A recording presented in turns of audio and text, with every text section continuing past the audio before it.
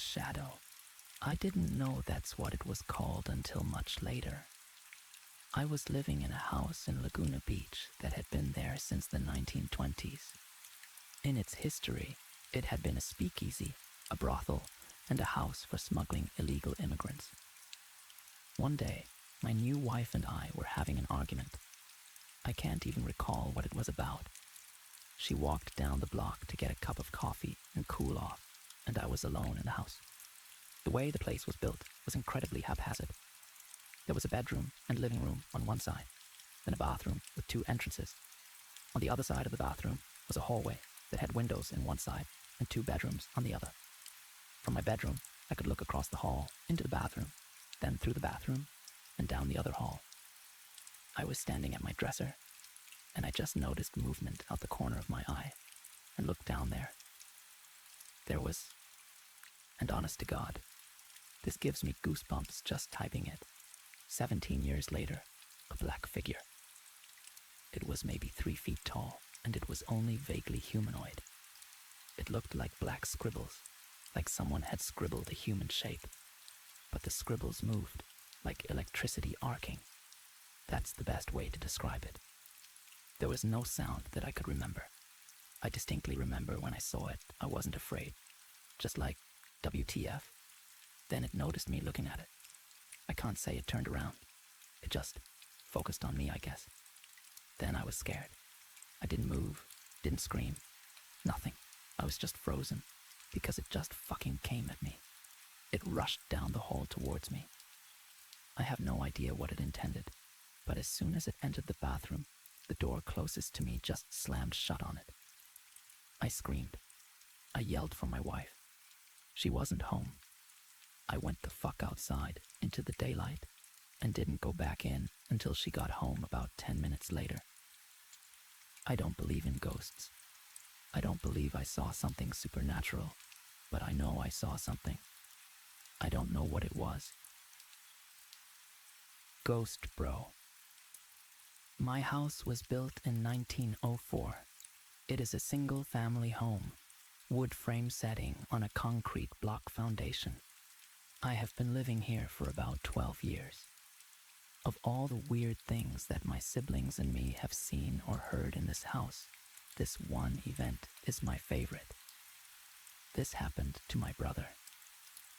About 10 years ago, my brother and his best friends had started a garage band playing mostly Spanish rock, alternative music, but in Spanish. His friends could only get together on Sunday afternoons. They would practice into the early evening, and they would usually call it quits by 8 p.m. This was the time I usually showed up and went to bed, because I worked the graveyard shift. This happened in late fall, so the days were getting shorter. They had just finished a long session when the decision to head to someone else's house came about. My brother handed his car keys to his buddy so they could load up the equipment. Everyone had filed out of the basement, but the tricky part was that they needed to walk all the way to the back of the basement, up the back stairs, through the kitchen doorway, down the hall into the living room, and out into the front porch. Everyone was outside sitting in my brother's truck waiting for him. My brother was walking up the back stairs when he remembered that he had left his pancakes in a to-go container sitting on a speaker in the basement. He made the decision to go back. Now the basement is not clean, with full sight lines. There had been partitions made, and the boiler and main heating unit are right smack in the middle. So after my brother walks back, he is about to retrieve his food container, when out of the corner of his eye, he sees it. It is a shadowy figure, right at his peripheral vision. This feeling of dread and uneasiness washed over my brother. We had been taught that if you are in the presence of a spirit or ghost and you felt a bad vibe, to say quick prayer or to cuss at it. My brother chose the latter. He basically just told it, "Hey, fuck you, I don't have time for this shit." My brother started to walk to the back of the basement and briskly up the stairs, closing doors and turning off lights as he was walking out. The last light switch is on the opposite side of the front door. Luckily, The door was open, and the light from the street lamp was flooding the living room with its amber light. My brother said he felt something at his back, but at no point did he turn around. As he flicked the last switch, the living room went dark, as did rest of the house. As he stepped out, he pulled on the door, closing it behind him. Still holding his food container in one hand, he jogged down the few porch steps. He walked towards the front gate. Our house resides far from the main street, essentially having a large front yard, but no rear garage. As he closed the gap between himself and his friend-laden truck, he kind of smiled and thought things over in his head, mad at himself for spooking out when there was no reason. He climbed into the driver's side of the truck, putting on his seatbelt and getting ready to pull out of the parking spot directly in front of the house, when one of his friends asked, "Hey, wait, what about your brother? Isn't he coming with us?" My brother answered, "What do you mean? He went to work early tonight. He is already gone. Do you see his car anywhere?" The next question they asked, "So then, who was walking behind you when you were leaving the house?" The eerie attic. A few years ago, I moved into a one-bedroom apartment in Melbourne, Australia, they went on to recall. It was my first time living on my own. The apartment block had been built in the 1930s. I'd been there for a few months when I came home from work one day and went into the bathroom. I saw something strange. A wooden board, which had covered a hole in the ceiling that led to a small attic space, lay fractured in two pieces on the ground. I examined the pieces. The board was an inch thick, and it would have taken Bruce Lee to break it. I thought the landlord had sent someone to work on the attic. I was frozen stiff with fear. Someone is up there for sure, I thought. I emailed pictures to the landlord, asking if anyone had been there, with an undertone of annoyance, since she hadn't warned me. Her reply read, "Please call me as soon as you are able to." I called, and she explained that her last two tenants had said the same thing happened. She promised to replace the board, and she did. A month later, I woke up one night around 4 a.m. My body was covered in goosebumps. It felt like someone was rubbing his or her hands on me. Everything was silent, but then I heard a dragging sound coming from above my bed. It was as if someone was pulling a sack of potatoes. I froze, convinced someone was up there. There is no way an animal could make that sound. After 5 minutes, I worked up the courage to turn on the light, armed myself with a cricket bat, and walked to the bathroom. That's when I saw that the new board covering the hole was broken in two. I felt sick. The dragging sound had stopped, but I heard something else. Whispering. The sound was clear and coming from the attic. It sounded like children's voices, and I could hear one sentence repeated over and over. "It's your turn. It's your turn." I switched on every light in the apartment to make things feel normal. It was 5 a.m. and dark outside. I watched TV to try to unwind. Then a fuse blew. My pet budgie, Dexter, whom I kept in the kitchen, usually never made a sound at night, but he started squawking like he was being strangled. I'd never heard him make those sorts of noises. He was screaming.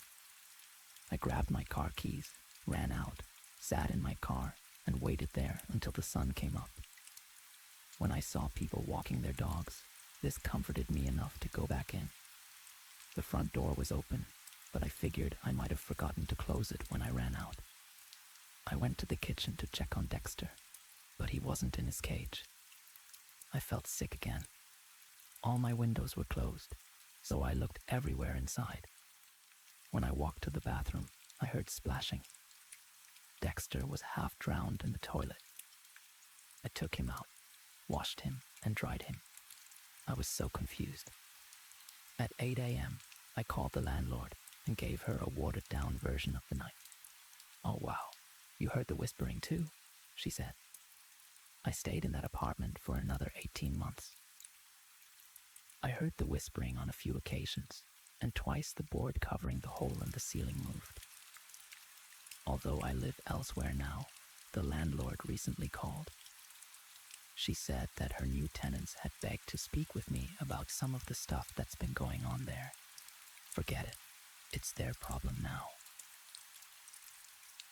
The phantom patient. The ambulance company that I used to work for had a haunted ambulance. Rick12 recounts reddit.com user Serbo. A lot of EMTs had stories about it, but I never put much stock in paranormal stuff. That is, until I had my own experience with Rick12. My partner and I were working in a rural community at 3 a.m., and it was pitch dark and completely quiet. We were both dozing. I was in the driver's seat, and she was in the passenger seat.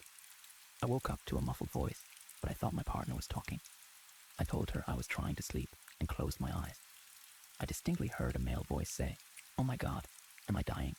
followed by a few seconds of heavy breathing. My partner and I sat up straight and looked back into the patient compartment, where it sounded like the voice had come from. Things were quiet for a couple of seconds. Then we heard the click of an oxygen bottle regulator and a hiss, as if it was leaking. I turned on the lights, and we ran out of the rig. I thought a transient might have climbed in while we were asleep, so we opened the rear doors. No one was there. I checked the oxygen bottles. Neither was opened. We didn't sleep much after that. The grandfather. My grandfather told me this story about how one time he was sitting in a chair in front of the house when he heard his wife repeatedly calling him from inside the house.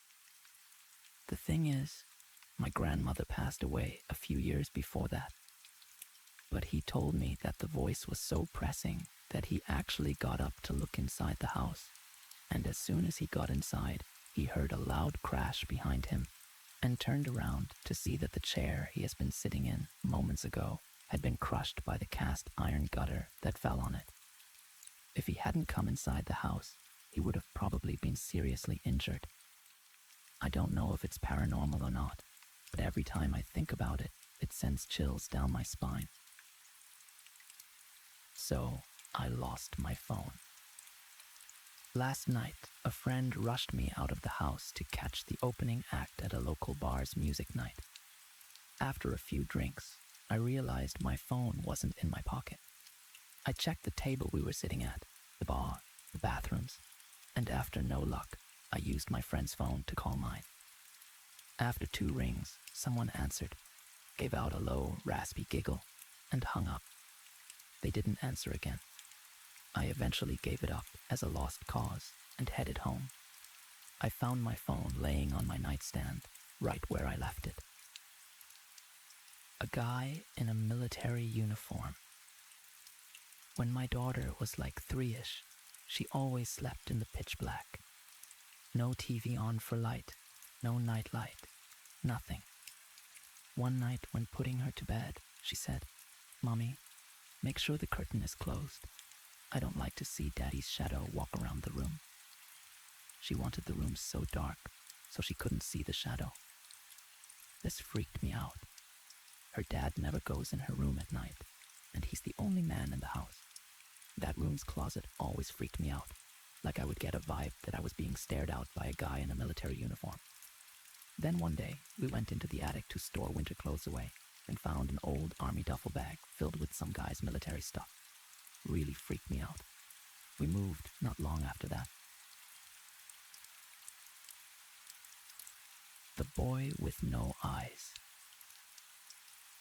One night when I was 10, I was woken up by my bedroom door opening, followed by someone sitting on my bed. Reddit.com user Commendo4 recalls of a childhood brush with a very persistent ghostly apparition. I felt my leg grazed and the bed sink under a person's weight. It's just Mom, I thought, and I opened my eyes. It was not my mom. I found an eyeless boy. He had black, empty sockets, about my age, sitting at the foot of my bed. He extended his hand, and in it was a little box. I was startled but reached out. He pulled back. I reached again and said, "Give it." Then I blinked, and when I reopened my eyes, he was gone, but I could still see the imprint where he'd sat on my bed. Fast forward 5 years. My girlfriend came over to do homework. After she finished, she took a nap while she waited for her parents. When they arrived, I tried waking her up. She opened her eyes suddenly, looking up at a corner where the wall met the ceiling. She pointed there and went back to sleep. I shook her again. She came to full consciousness, and I explained what she'd done. She looked haunted. Up on the wall, I saw a little boy with no eyes. He was there, in a Spider-Man pose, staring at me. I freaked out and told her my story about the same kid. Fast forward another 5 years. I was with the same girlfriend, and we had a 2-year-old. We were living in my parents' house, in my old room. My daughter started waking up at the same time every night, and she'd talk. After a while, I noticed she had almost the same conversation every night. I playfully asked her once whom she was talking to. She said, "It's a little boy. He's nice. He's lost and looking for his mommy." My daughter's nightly conversations continued until we got our own place later that year.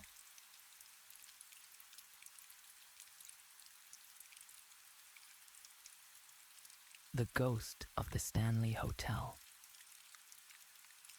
One of the nation's most infamously haunted locations, the Stanley Hotel, is located in a remote area only 70 miles from bustling downtown Denver, Colorado.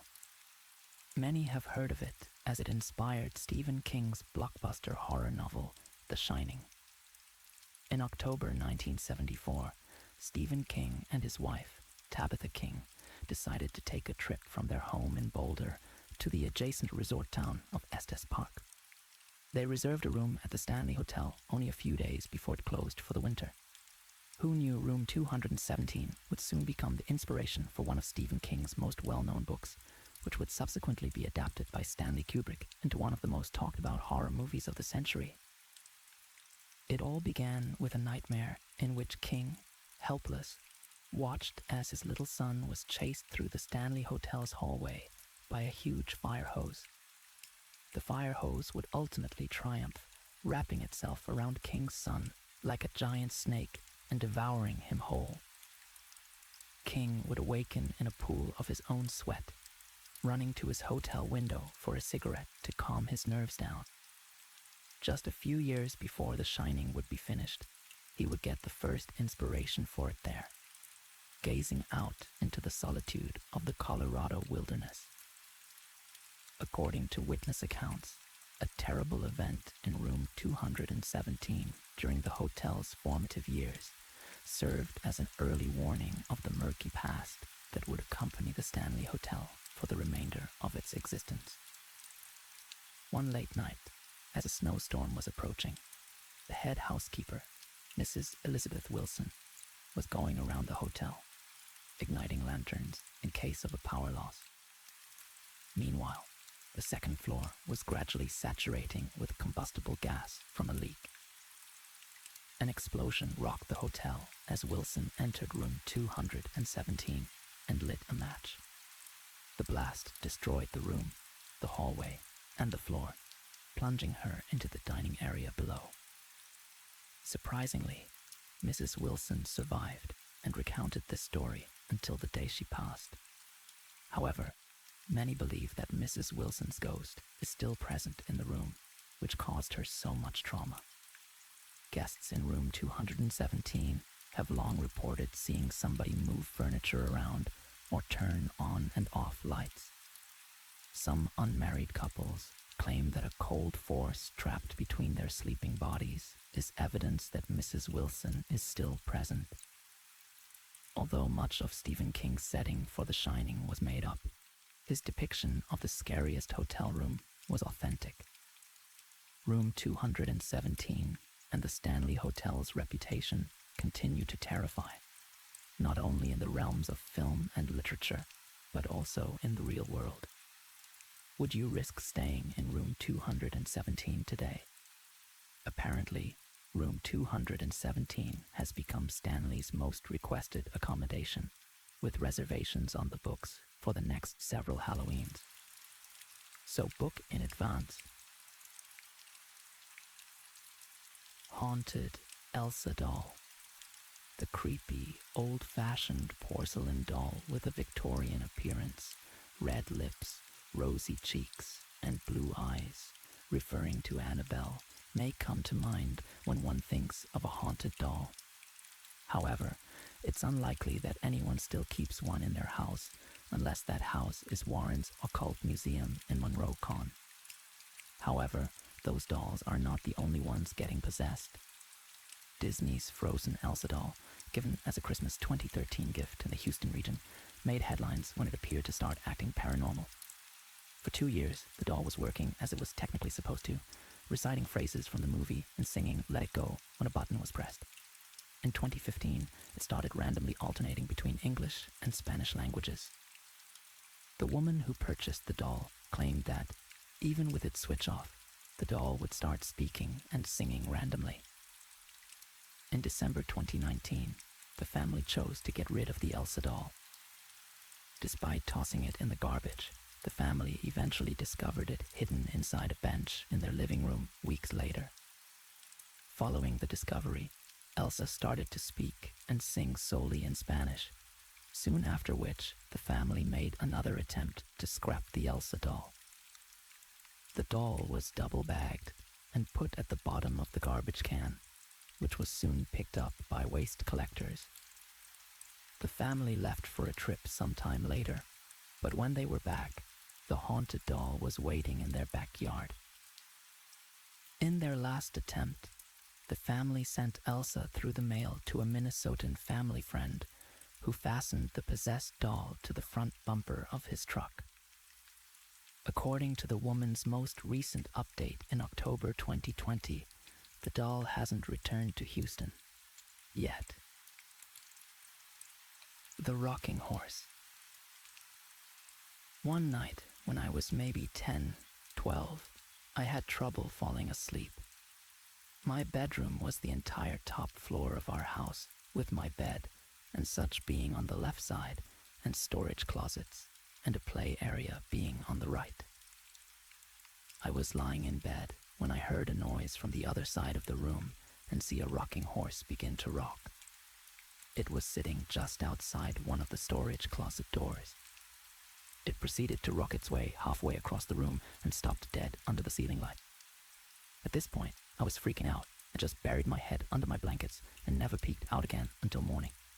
It was all confirmed to not be a dream, as the rocking horse was still in the middle of my room when I woke up. Furthermore, I got a stern reprimand from my parents for being up out of bed, playing with my toys well past my bedtime.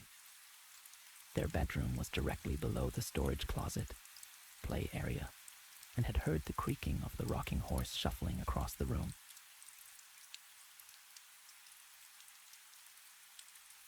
The Old Man. I was 12, moving from OH to MI with my family. We are moving into a townhouse. My mother went to go get the keys from the leasing office, and my siblings and I stayed outside of the townhouse waiting for her. I decided to go up to the front door and play with the doorbell and knock on the door a lot. I wasn't expecting any trouble because no one was in there. However, after doing it a bunch of times, the door started to open, reminding you, this is the door that was supposedly empty and locked. Hence why my mother went to go get the key in the first place. The door opened, and I saw an old white man looking down at me. He never said anything. He looked extremely peeved. His facial expression did not change. He had the most wrinkles I've ever seen on someone's face, and he looked extremely unhappy, annoyed. Ironically, he was dressed like Mr. Rogers, green sweater vest and khakis. I looked up at him and said, "I'm sorry, I didn't know anybody lived here." After I said that to him, he closed the door. My mother returned a few minutes later with the key. My siblings and I all went up to her panicking. I remember the first thing we did was yell, "Mama, Mama, Mama," when we saw her come back. We told her what happened. My mother had a look of fear on her face. Me and my siblings walked behind her as she walked up to the door. After she unlocked the door, we saw that the inside was empty. There was no old man. The impish ghost.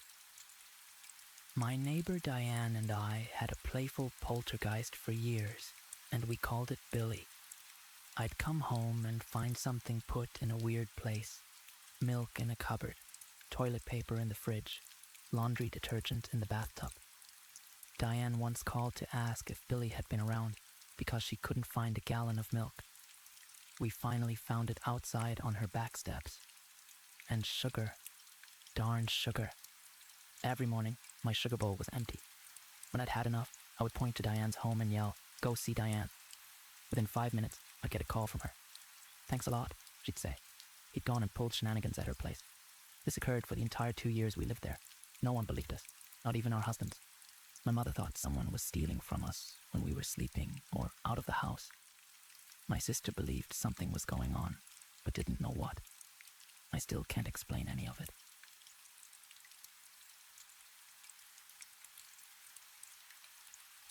Dead Woman's Crossing.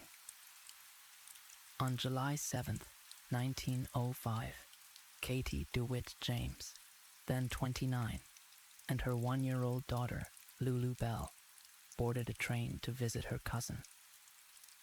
Several weeks passed, and there was no sight of Katie or her daughter.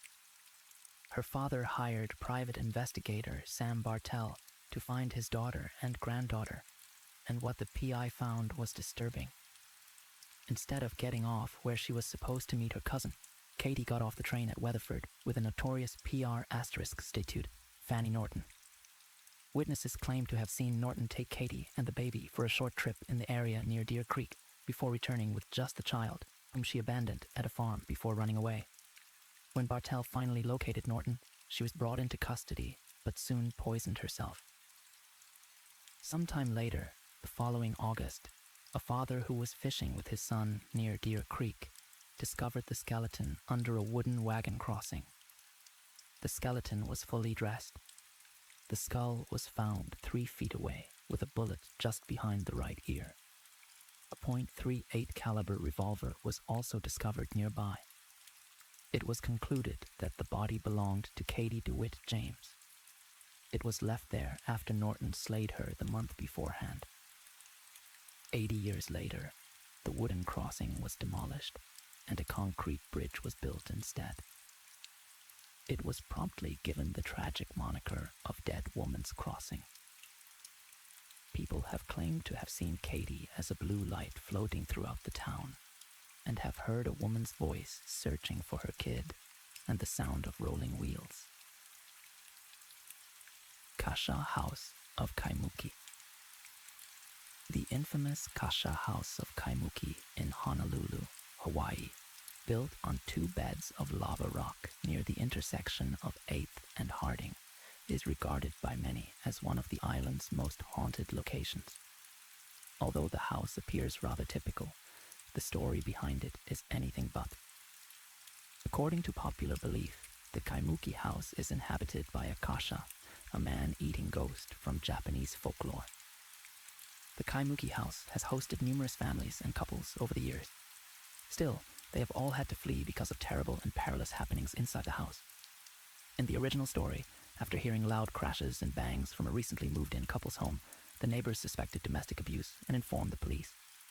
When they arrived, the couple told the police they were being attacked by an invisible force.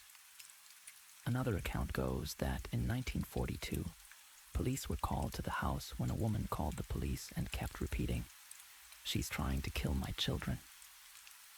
As soon as the police officers entered the home, they were powerless to do anything but watch in terror as an invisible force lifted, smacked, and threw the 3 kids across the room. According to locals and residents, the building has since been demolished and replaced by condos, but the evil energy is still present.